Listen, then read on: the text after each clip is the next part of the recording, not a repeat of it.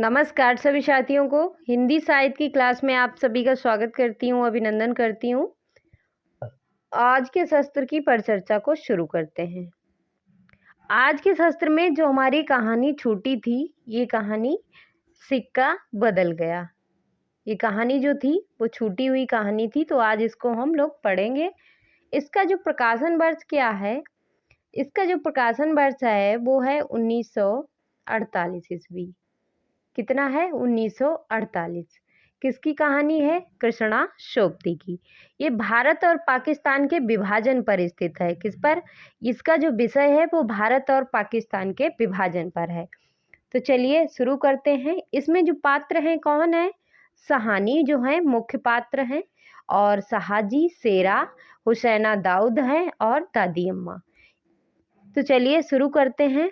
खद्दर की चादर ओढ़े, हाथ में मालाएं लिए सहानी जब दरिया के किनारे पहुंची तो पाँव फट रही थी। दूर दूर आसमान के पर्दे पर लालिमा फैलती जा रही थी। सहानी ने कपड़े उतारकर एक ओर रखे और श्री राम करते पानी में हो ली, यानी पानी के अंदर डुबकी लगाई, क्योंकि वो नहाने के लिए गई थी।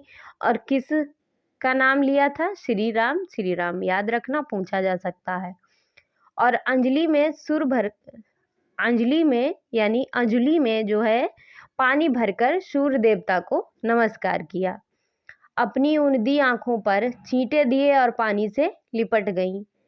चेनाब, कौन सी नदी थी? चेनाब का पानी आज भी पहले सा ही सर्द था, यानी पहले जैसा ही ठंडा था।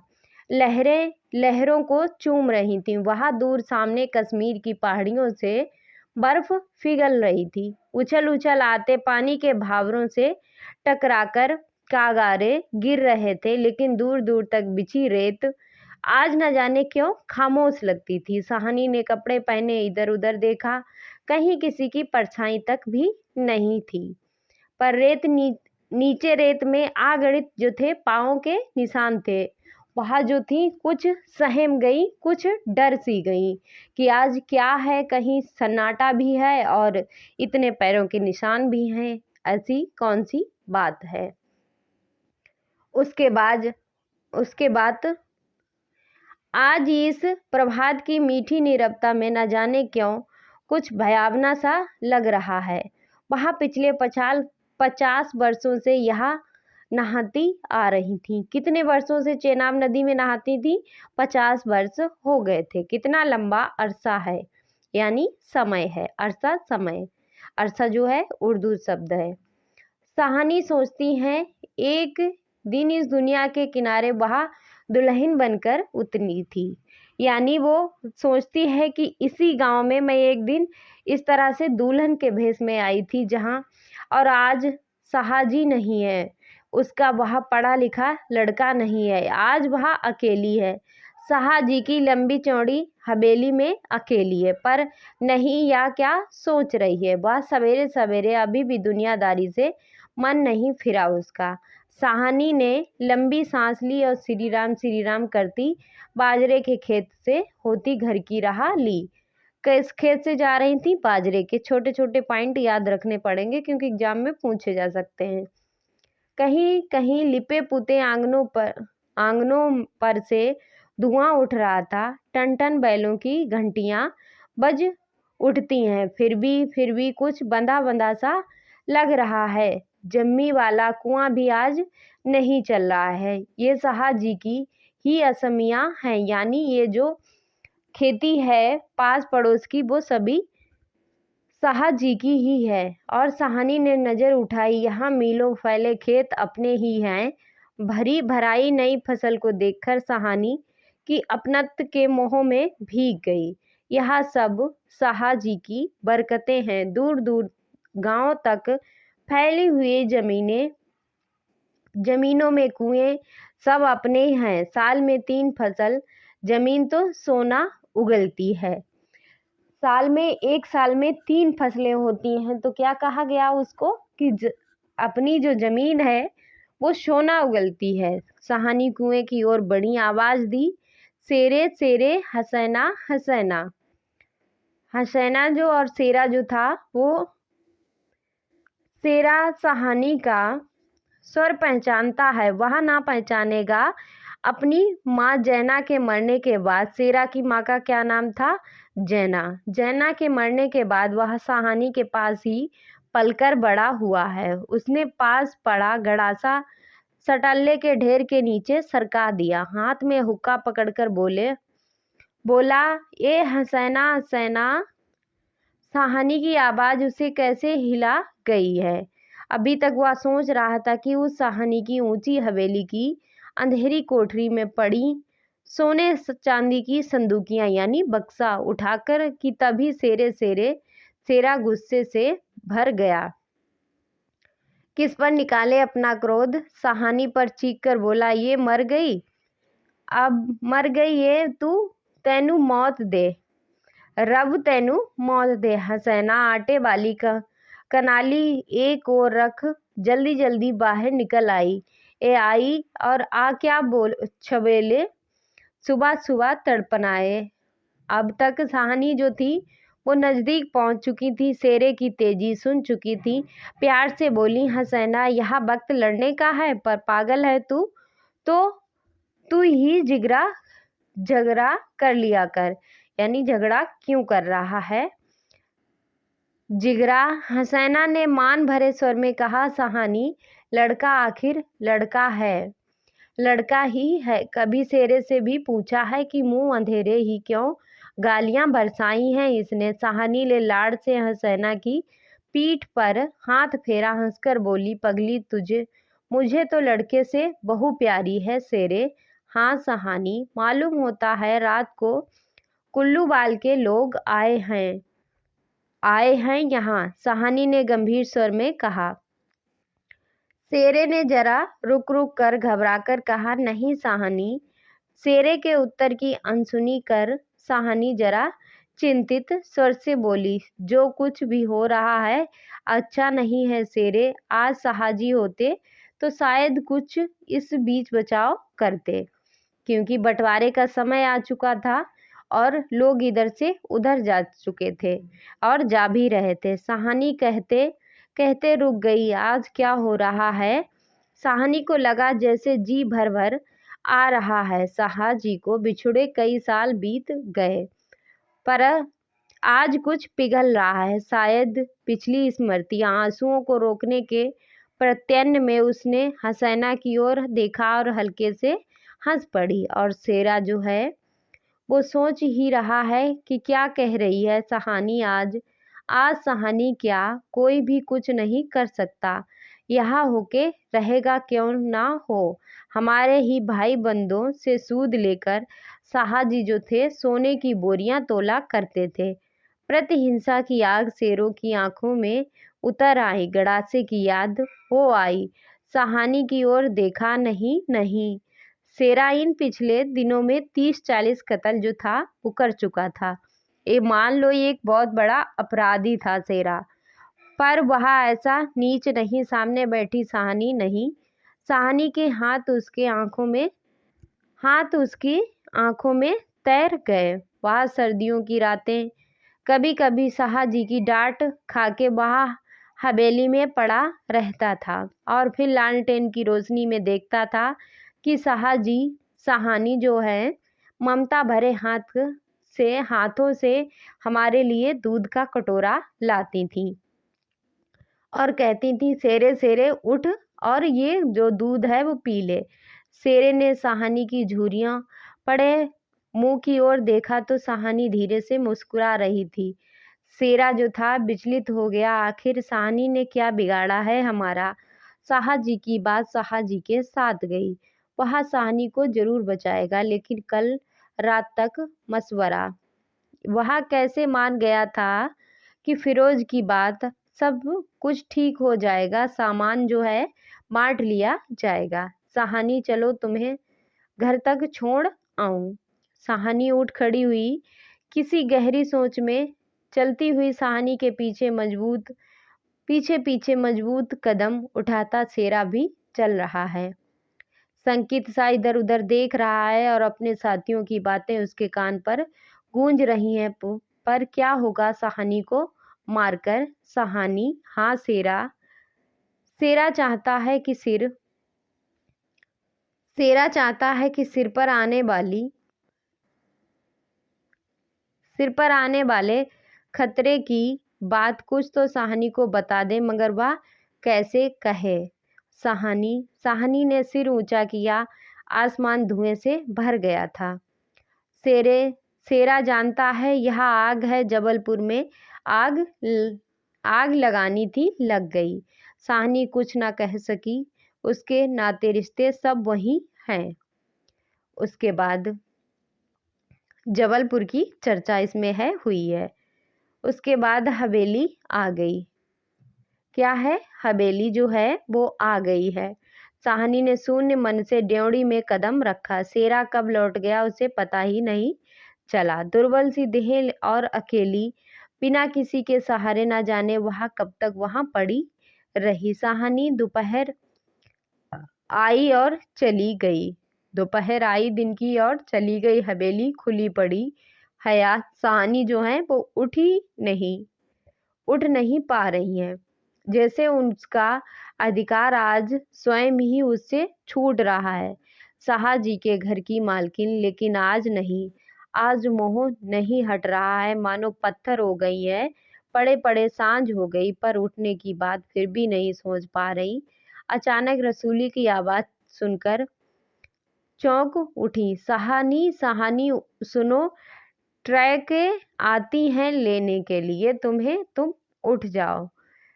ट्रकें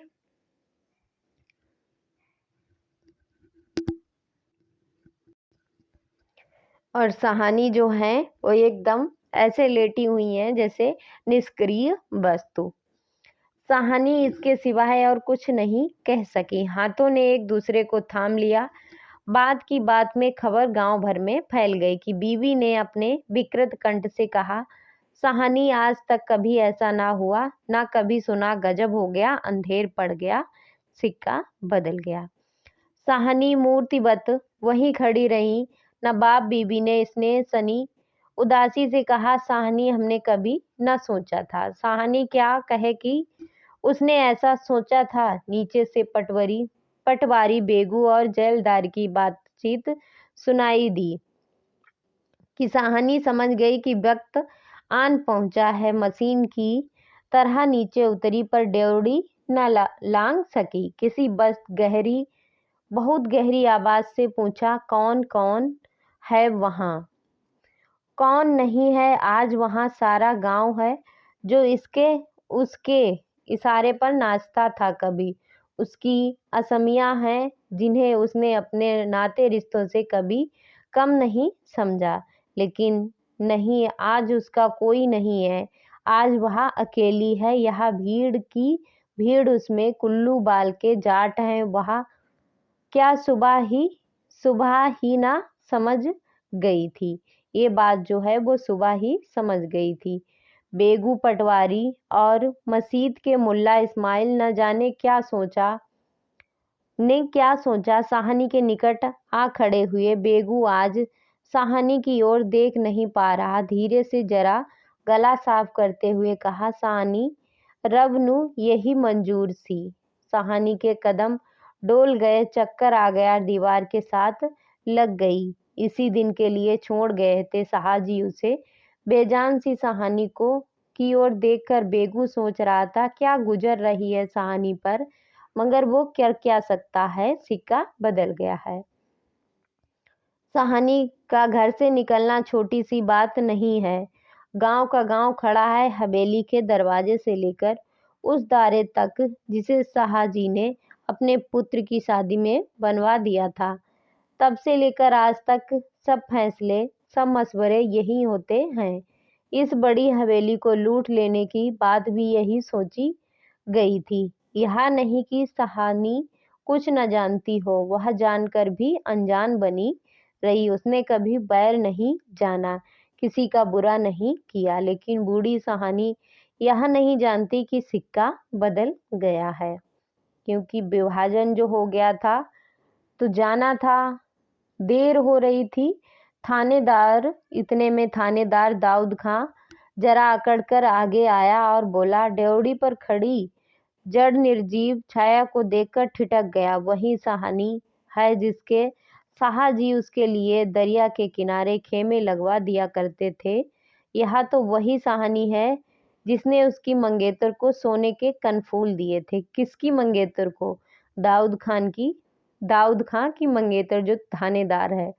मुंह दिखाई में अभी उसी दिन वहां लीक के सिलसिले में आया था तो उसने उदंडता से कहा था, साहनी भागो बाल मसीत बनेगी, 300 रुपया देना पड़ेगा। साहनी ने अपने सरल स्वभाव से 300 रुपये दिए और आज यह सब देखना पड़ रहा है। साहनी ड्योढ़ी के निकट जाकर बोला, थानेदार की देर हो रही है। साहनी धीरे से, कुछ साथ रखना हो तो रख लो। कुछ बांध लिया है, सोना या चांदी? साहनी अस्फुट स्वर से बोली, सोना चांदी। जरा ठहरकर सादगी से कहा कि सोना चांदी बच्चा, यह सब तुम लोगों के लिए है। मेरा सोना तो एक जमीन में बिछा है। दाऊद खां लज्जित हो गया। और साहनी, तुम अकेली हो, अपने पास कुछ होना जरूरी है। कुछ नकदी हो तो रख लो, वक्त का कुछ पता नहीं है। वक्त? साहनी अपनी गीली आंखों से हंस पड़ी। दाऊद खां, इससे अच्छा वक्त देखने के लिए मैं क्या जिंदा रहूंगी? किसी गहरी वेदना और तिरस्कार से कह दिया साहनी ने। दाऊद खां निरुत्तर है, साहस कर बोला, साहनी कुछ नकदी ही रख लो, जरूरी है, कभी भी काम पड़ सकता है। पर साहनी, नहीं बच्चा, मुझे इस घर से। साहनी का गला रुंध गया। नकदी प्यारी नहीं है, यहाँ की नकदी यहीं रहेगी, यानी यहाँ का पैसा जो है वो यहीं रहेगा, हमें नहीं चाहिए। सेरा आन खड़ा, गुजरा की हो ना हो कुछ मार रहा है। साहनी से कहा, खां साहिब देर हो रही है। साहनी चौंक पड़ी। देर मेरे घर में, मुझे देर? आंसुओं की भंवर में न जाने कहाँ से विद्रोह उमड़ पड़ा। मैं पुरखों के इस बड़े घर की रानी, और यहाँ मेरे ही अन्न पर पले हुए नहीं। यहाँ सब कुछ ठीक नहीं है।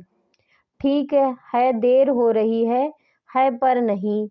साहनी रो रो कर, नहीं शान से निकलेगी इस पुरखों के घर से, मान से लांघेगी या देरी पर, जिस पर एक दिन वह रानी बनकर आ खड़ी हुई थी। अपने लड़खड़ाते कदमों को संभाल कर साहनी ने दुपट्टे से आंखें पोंछी और ड्योढ़ी से बाहर हो गई। बड़ी बुढ़िया यानी जो औरतें थी, काफी एजड थी, वो भी साहनी के साथ रो पड़ी। किसकी तुलना हो सकती थी इसके साथ? खुदा ने सब कुछ दिया, मगर दिन बदले, वक्त बदले। साहनी ने दुपट्टे से सिर ढककर अपनी धुंधली आंखों से हवेली की अंतिम बार देखा, और साहाजी के मरने के बाद भी जिस कुल की अमानत को उसने सहेज कर रखा, आज वह उसे धोखा दे गई। साहनी ने दोनों हाथ जोड़ लिए। यही अंतिम दर्शन था, यही अंतिम प्रणाम था। साहनी की आंखें फिर कभी उस ऊंची हवेली को न देख पाएंगी। प्यार ने जोर मारा, सोचा एक बार फिर घूम लूं पूरी हवेली देखकर, फिर एक बार घूमकर पूरी हवेली देखूं। जी छोटा हो रहा, पर जिसके सामने हमेशा बड़ी बनी रही, उसी के सामने वह छोटी ना होगी। इतना ही ठीक है, बस हो चुका। सिर झुकाए ड्योढ़ी के आगे कुलबधू की आंखों से निकल कर कुछ बूंदें चू पड़ी, और साहनी चल दी। ऊंचा सा भवन पीछे खड़ा रह गया। साहनी जो दी वो चल पड़ी, और इतना बड़ी हवेली, इतना बड़ा भवन जो पीछे ही छूट गया। दाऊद खां, सेरा, पटवारी, जेलदार और छोटे बड़े बच्चे, बूढ़े, मर्द, औरतें सब उनके पीछे पीछे चल दिए। उसके बाद ट्रकें अब तक भर चुकी थीं। साहनी अपने को खींच रही थी। गांव वाले के गले में जैसे धुआं उठ रहा है। खूनी शेरे का दिल टूट रहा है। दाऊद खां ने आगे बढ़कर ट्रक का दरवाजा खोला। साहनी बड़ी इस्माइल से आगे बढ़कर भारी आवाज से कहा कि साहनी कुछ कह जाओ। इस्माइल सिंह जो था उसने कहा कि साहनी कुछ तो कह जाओ, हम लोगों के लिए तुम्हारे मुंह से निकली हुई आशीष यानी आशीर्वाद झूठा नहीं हो सकता। और अपने सोफे से आंखों का पानी पोंछ लिया, अपने साफे से यानी जो सर में बांधते हैं पंजाबी लोग, उसी साफे से। साहनी ने उठती हुई हिचकी को रोक रोक रोक कर रूंधे रूंधे से कहा, रब तैनू सलामत रखे बच्चा, खुशियां बख्शे। वह छोटा सा जन समूह रो दिया। वह जितने लोग थे सब इतनी बात सुनकर रोने लगे। जरा भी दिल में मैल नहीं साहनी के, और हम साहनी को नहीं रख सके। शेरे ने बढ़कर साहनी के पांव छुए, साहनी को कुछ कह कर नहीं सका। राज भी पलट गया। साहनी ने कांपता हुआ हाथ शेरे के जो सिर पर रखा आशीर्वाद देने के लिए, और सिर पर रखा और रुक रुक कर कहा, तैनू भाग्य जगाण चन्ना। दाऊद खान ने हाथ का संकेत किया। कुछ बड़ी बूढ़ी साहनी के गले लगी और ट्रक जो थी वो चल पड़ी।